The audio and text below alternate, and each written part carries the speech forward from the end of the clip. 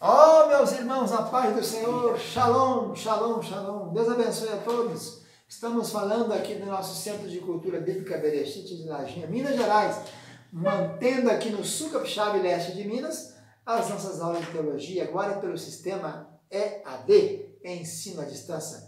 Esse é o nosso símbolo do Centro de Cultura Bíblica Berechit, mantém o Seminário Teológico Tabernáculo, Seminário Teológico Berechit e Faculdade Berechit.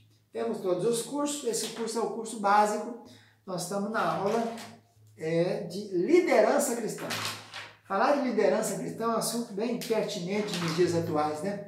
Porque nós estamos nesse tempo aí de muitas falsas lideranças, né? Lideranças impostas, liderança que não tem a direção de Deus. E nós estamos falando aqui nessas aulas todas até agora, vamos para a sexta aula. Na aula passada falamos da liderança de Jeremias e da liderança de Gideão. Nós já falamos de Moisés, já falamos dos mitos da liderança, falamos da introdução sobre liderança, mas uma coisa está bem clara para nós até agora aqui. Liderança tem que ser chamada. Ninguém deve se arvorar em líder. Eu agora vou ser o líder, vou fundar uma igreja aqui, vou fundar um trabalho. Tem que ser chamado de Deus. Deus é que chama, Deus é que vai incitar. A Bíblia diz no livro de Juízes que Deus começou a incitar Sansão ele morava lá na região de Zorá e Estaol. Começou a incitar em Maanedã. Quer dizer, a incitação de Deus para a coisa é que faz a coisa fluir, né? Então o líder precisa saber que se o Senhor está chamando, ele vai preparar, vai qualificar, vai adestrar, porque ele vai à frente. E até agora nós ficamos bem cientes de que o líder de Deus, ele tem na mente que o Senhor é contigo, ele tem um cheque em branco, ele representa Deus. Hoje falaremos da liderança de dois camaradas, Paulo e Davi.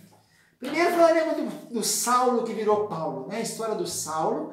Vocês sabem que Saulo nasceu pouco mais depois de Jesus. Quando Jesus morreu, logo depois Saulo se converteu. No ano 49 ele já estava no Concílio de Jerusalém. Ele estava lá naquela cidade, no Concílio de Jerusalém, quando eles decidiram as questões acerca da religião, né, cristã.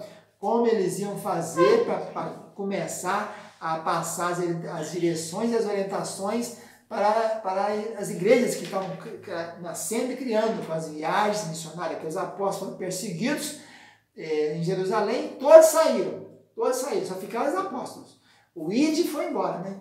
E anunciareis o evangelho em Judá, em Samaria, até os confins da terra. Então Saulo de Tarso presenciou a morte de Estevão, entregaram as vestes de Estevão na mão dele, ele estava participando daquilo, e depois começou a atacar a igreja em Jerusalém, o pessoal chamado do caminho, né, ou então chamado de cristãos, primeira vez em Antioquia, e ele vai para Damasco para matar gente na sinagoga. No meio do caminho, ele encontra-se com Jesus, que diz a ele: Saulo, Saulo, porque me persegue? Duro é para ti recalcitrares contra os aguilhões. E ele vai para Damasco, na rua direita, e lá vem então o Ananias, e ele então recebe o batismo com o Espírito Santo e começa agora a fazer a obra do Senhor Jesus. E ele, Paulo, também é um dos mais preparados que nós temos. Um líder preparado do Velho Testamento, Moisés. Do Novo Testamento, Paulo. Paulo era criado aos pés de Gamaliel, né? Ele estudou muito, ele era da cidade da Cilícia, de Tarso, da Cilícia, uma província romana. Ele era cidadão romano, ele tinha todas as credenciais para fazer a obra do Senhor Jesus, tinha bagagem, tinha instrução, tinha conhecimento, não tinha medo, né? E ele, mas tinha um passado terrível, e às vezes um passado de uma pessoa pode atrapalhar o mesmo a fazer a obra do Senhor. E Paulo conseguiu se desvencilhar disso. Ele dizia: eu sou o menor dos apóstolos, eu nem posso ser chamado de apóstolo, que eu persegui a igreja de Deus, mas eu farei essa obra do Senhor, né? Ele não se omitiu quando o Senhor o chamou. Quando ele estava indo para Damasco, que ele caiu por terra e disse: o que queres que eu te faça, Senhor? O que queres que eu faça? Ele se prontificou, exatamente, entendeu? Ele não ficou arrumando desculpa. Ele apenas falou: o que queres que eu faça, Senhor? Ele logo se apresentou, mostrando que ele estava numa posição inferior. O grande Paulo, né, agora está quedado. Ele diz em 1 Coríntios 15:9 que eu sou o menor dos apóstolos, que mesmo não sou digno de ser chamado apóstolo, pois persegui a igreja de Deus. Então o passado de Paulo não atrapalhou ele a fazer a obra do Senhor. E tem liderança que o Senhor está chamando, está mostrando a ela que tem que fazer a obra, e ela fica pegada no passado, né? Pensando que ela não tem condição, ela não é apta, ela não pode fazer, ela não pode participar, não pode determinado tipo de coisa, porque ela não tem condição. Por quê? Porque ela tem um passado que condena. O passado pertence a Jesus. O diabo também quis fazer isso com Lutero, lá na Catedral de Wittenberg, quando ele estava lá descobrindo a Bíblia, dizendo que o justo verá pela fé. Diz que o diabo se apresentou e disse: você não pode fazer isso, que você tem um passado terrível. E começou a apontar pecado. Ele disse: o sangue de Jesus nos purifica de todo pecado. Se confessarmos nossos pecados, ele é fiel e justo para nos perdoar. E Paulo mudou somente porque depois, na primeira viagem missionária, ele levou João Marcos. Ele, Barnabé e João Marcos. Esse João Marcos voltou depois de Pérgamo da Panfilha, por ali, pela Antioquia da Pisídia. Ele voltou, ele abandonou Paulo. E na segunda viagem, Paulo não quis ir mais com ele, foi com Silas. Barnabé foi com ele para Chipre.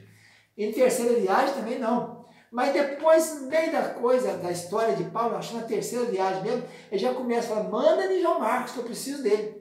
Esse João Marcos é o mesmo João Marcos que não quis seguir com Paulo, mas que escreveu o Evangelho de Marcos, no qual o Evangelho é tipificado Jesus como um servo. Eu não vim para ser servido, eu vim para servir. Então, o passado de uma pessoa não pode condená-lo, porque o sangue de Jesus nos purifica de todo pecado. Então, a liderança de Paulo, nesse ponto aqui, falando de passado, ele mesmo esqueceu do que João Marcos tinha feito a primeira viagem, na segunda, não deixou ele na segunda, mas na terceira está chamando já. Quando vocês virem, traz aí o João Marcos, eu preciso dele, ele é muito útil no ministério. Então, ele não recusou mais Paulo, depois não recusou continuar com o apoio de Marcos, João Marcos, é chamado de Marcos. Ele mostrou Jesus como servo fiel. Davi também teve esse problema. Davi foi escolhido para Deus para ser o comandante unido do seu povo e para ser a cabeça administrativa do governo. Sua história de vida era de pastor. E pastor era uma profissão relegada naquele tempo, né? Por exemplo, no Egito, o pastor era abominação. Quem era pastor de ovelha era abominável. Nenhum egípcio era pastor de ovelha.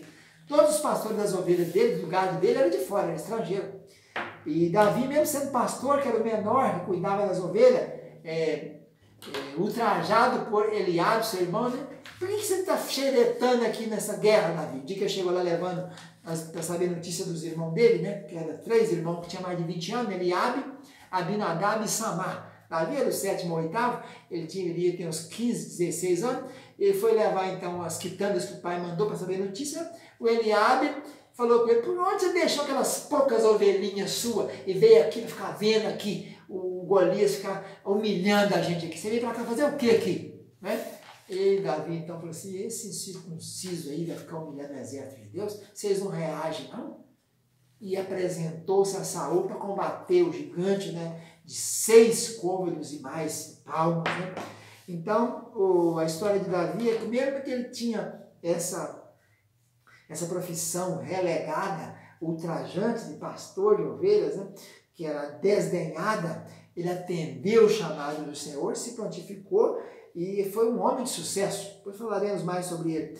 Então, quando Deus chamar você para uma obra, não deixe que o sentimento de inadequação, por causa da sua profissão, por causa da sua condição, por causa do seu antecedente passado, impeça de seguir sua liderança. Porque Deus é quem efetua em vós tanto o querer como o realizar, segundo a sua boa vontade. Filipenses 2,13. Então, nós falamos nessa aula de hoje sobre essas 2 personagens importantes. Paulo de Tarso, um homem super qualificado, super preparado, que fez uma grande obra, escreveu mais de 1/4 do Novo Testamento, 13 epístolas, fora Hebreus, que eu creio que foi ele também. E também falando de Davi, que foi preparado por Deus no seu pastoreio, treinando ele ali, matando o urso, matando o leão, para depois enfrentar, né, passando as noites nas friagens, lá nos altos das montanhas, que as ovelhas só vinham de tempos em tempos para o aprisco, quando virava a estação. E ele foi treinando ali, foi compondo seus salmos, porque ele tinha uma grande missão, que era ser chefe do povo de Israel. E ele se apresentou para fazer essa obra no dia da batalha contra o gigante Golias, que todo Israel tremia, o próprio rei Saul, que era um guerreiro, um capitão, que tinha enfrentado muitas guerras, tremia. Abner, que era o seu comandante, mas Davi, com os apetrechos dele, com a funda dele, né? com o seu alforgezinho, o seu surrão, com a sua capinha, e essas pedrinhas ele foi e enfrentou, porque eles tinham um chamado divino. Então, resumindo mais uma vez, liderança é para quem foi chamado para exercê-la. Fora disso é muito difícil. Fica na paz, um abraço, tchau, tchau.